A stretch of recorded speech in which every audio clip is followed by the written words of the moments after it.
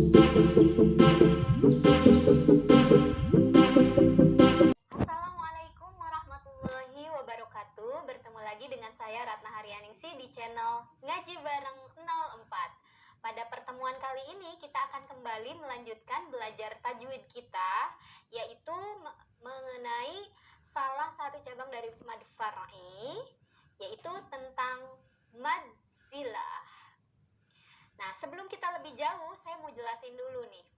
Mad silah itu apa sih? Jadi, secara bahasa, mad artinya panjang, silah artinya hubungan. Berhubungan dengan apa pembahasan kita kali ini? Berhubungan dengan hak domir. Nah, sekarang sebelum lebih jauh lagi, saya mau kenalin dulu nih, hak domir itu apa? Jadi, hak domir itu adalah hak di akhir kalimat yang biasanya menyerupai angka 5 Arab. Kemudian hak domir ini adalah artinya kata ganti orang ketiga tunggal. Jadi hak domir ini menunjukkan dia laki-laki. Nah, sekarang kita kan udah tahu nih hak domir itu apa. Apakah yang akan terjadi atau bagaimanakah hukumnya ketika hak domir ini bertemu dengan salah satu huruf hijaiyah?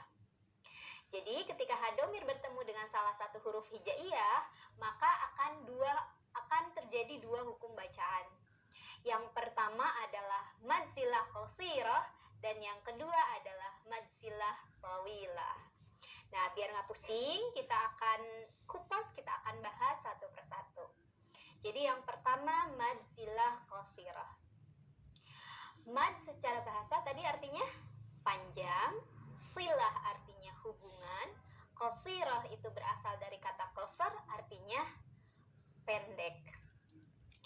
Nah, di sini pengertian secara istilah mad silah qasirah itu artinya adalah bacaan panjang pada hak domir ketika hak domir itu bertemu dengan salah satu huruf hijaiyah yang harokatnya hidup.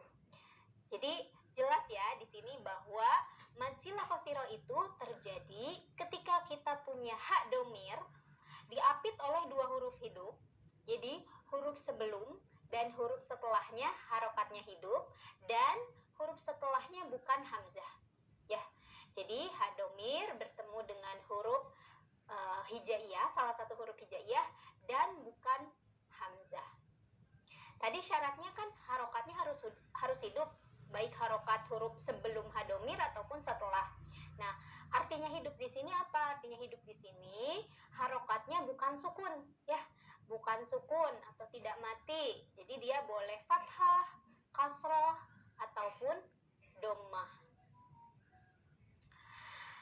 Sekarang gimana cara baca dari mad silah qasirah ini? Mad silah qasirah seperti tadi namanya ya, qasir, qasar, qasirah, qasar artinya pendek. Jadi dibacanya pendek aja. Pendek dalam artian di sini bukan pendek satu harokat ya, tapi pendek dua harokat. Jadi dibacanya ketika kita menemukan hak domir seperti ini adalah dua harokat saja. Untuk lebih jelas, yuk kita langsung ke contoh. Misal di sini ada kata seperti ini, maka ini akan kita baca seperti berikut. Ma lahu wa ma kasab. Ma lahu wa ma kasab. Jadi di sini hak domir kelihatan ya, kita baca dua harokat karena sudah memenuhi mad silah qasirah, yaitu huruf sebelum dan setelahnya itu harokatnya hidup dan huruf setelahnya bukan hamzah. Contoh bacaan yang salah, ma lahu wa ma kasab. Nah, itu mah udah jelas salahnya karena hu-nya tidak dipanjangin ya satu harokat. Harusnya kalau mad silah qasirah itu dibaca dua harokat atau dua ketukan. Kemudian kita ambil contoh satu lagi biar lebih jelas. Kalau ada kata seperti ini, maka ini akan kita baca dengan min dunihi multahada. Min dunihi multahada. Nah, di sini jelas ya, ada hak domirnya itu kita baca dua ketukan karena diapit oleh dua huruf hidup. Huruf hidupnya apa? Sebelumnya ada nun, barisnya kasroh, itu kan hidup ya. Kecuali kalau dia harokatnya sukun, nah itu baru mati. Nah, kemudian harokat setelah hak domirnya itu domah, yaitu di mim ya. Mimnya harokatnya domah. Jadi sebelum dan sesudah harokatnya sama-sama hidup. Kemudian hak domirnya ini kita baca dua harokat. Jadi ini sudah memenuhi syarat dari mansilah qasirah. Haknya kita baca dua. Ya. Tadi kan bacaan yang betul. Sekarang gimana bacaan yang salah? Kebalikannya. Mil dunihi multahada. Hi-nya cuma dibaca satu harokat. Harusnya dua harokat. Jadi yang barusan itu masih salah. Nah, jadi untuk hak domir di mansilah qasirah ini, dia harokatnya bisa domah atau juga bisa kasroh ya. Ya, seperti itu. Di sini ada catatan untuk mansilah qasirah ini. Jadi kan tadi mansilah qasirah itu syaratnya harokat sebelum dan setelah hak domirnya itu harus hidup. Harus hidup, tidak boleh sukun. Nah, bagaimana ketika sukun harokat sebelumnya? Misal nih, ada kata anhu. Anhu, apakah hu-nya dibaca panjang dua harokat? Apakah dia termasuk mansilah qasirah? Tidak, ternyata. Karena anhu itu harokat sebelum hak domirnya itu adalah nun. Nunnya sukun. Jadi itu tidak termasuk mansilah qasirah. Atau ja'aluhu. Ja'aluhu. Nah, ini juga kita punya hak domir. Domir berbaris domah, tapi lihat huruf sebelumnya ada wawu, wawunya harokatnya sukun, jadi tidak termasuk mansilah qasirah, tidak memenuhi syarat mansilah qasirah. Ya. Tapi ada pengecualian untuk mansilah qasirah ini. Jadi ada dua ayat ya, ada dua kata dalam Al-Quran yang menjadi pengecualian. Yang pertama ada di surat Al-Furqan ayat 69 yang berbunyi seperti ini. Fihi muhana. Nah, kalau kita merujuk ke syarat dari mansilah qasirah itu, harokat sebelum dan sesudahnya harus hidup. Sedangkan yang di sini fihi, fi. Nah, hak domir berbaris kasroh. Sebelumnya lihat iya-nya ya mati. Harusnya kalau melihat syarat ini tidak masuk ke mansilah qasirah. Tapi ternyata ini hak domirnya dibaca dua harokat. Ini masuk mansilah qasirah. Ini pengecualian ya untuk ayat tersebut. Jadi kalau kita menemukan ayat tersebut hanya baca dua harokat. Kemudian pengecualian yang kedua ada di surat Az-Zumar ayat 7. Bunyinya seperti ini. Yaruddahu lakum. Yaruddahu lakum. Lihat, ada hak domir. Kemudian sebelumnya ada dod, setelahnya ada lam. Dodnya harokatnya fathah, lamnya harokatnya juga fathah. Artinya dua-duanya harokatnya hidup. Ini sudah memenuhi syarat dari mansilah qasirah. Hak domir diapit oleh dua huruf hidup ya.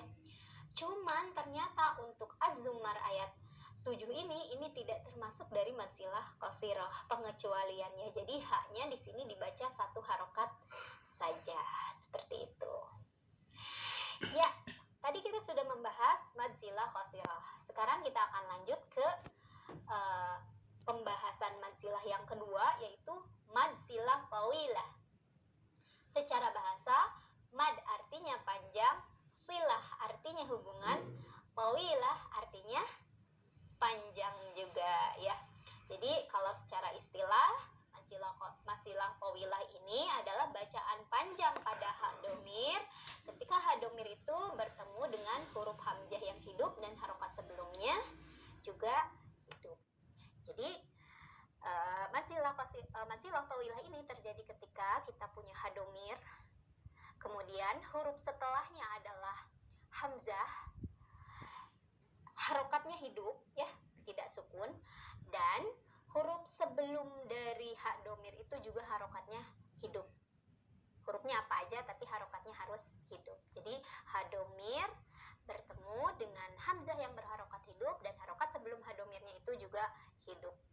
Nah, cara bacanya gimana untuk mansilah tawilah ini? Nah, berbeda dengan mansilah mansilah qasirah, tadi qasirah mah pendek ya.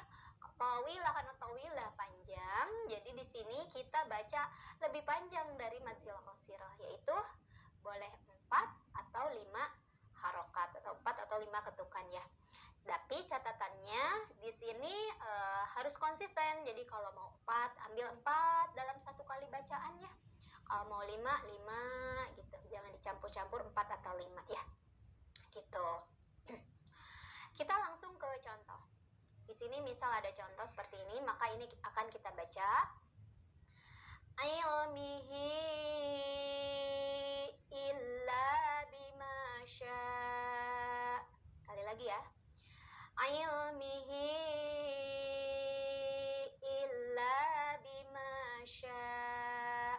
Itu kalau tadi ngambil 4 ya. Coba ngambil 5. Ilmihi illa bima syaa. Sekali lagi ya. Ilmihi illa bima syaa. Nah, kita lihat di kalimat ini. Kita lihat hak domirnya. Ada hak domir. Setelah hak domir bertemu dengan hamzah. Hamzahnya di sini di mana no? Tuh, yang berdiri yang i ya. Itu hamzah bertemu dengan hamzah. Hamzahnya harokatnya hidup yaitu kasrah ya. Kemudian huruf sebelumnya apa? Huruf sebelumnya mim, harokatnya kasrah juga, artinya dia hidup juga. Ini sudah memenuhi syarat dari mansilah tawilah, artinya haknya kita baca 4 atau 5 harokat, kita baca panjang. Contoh yang salah. Ilmihi illa bima syaa. Kurang panjang, itu cuma dibaca 2 harokat ya. Itu mah mansilah qasirah. Kemudian contoh yang selanjutnya, contoh yang kedua. Misal ada kata seperti ini.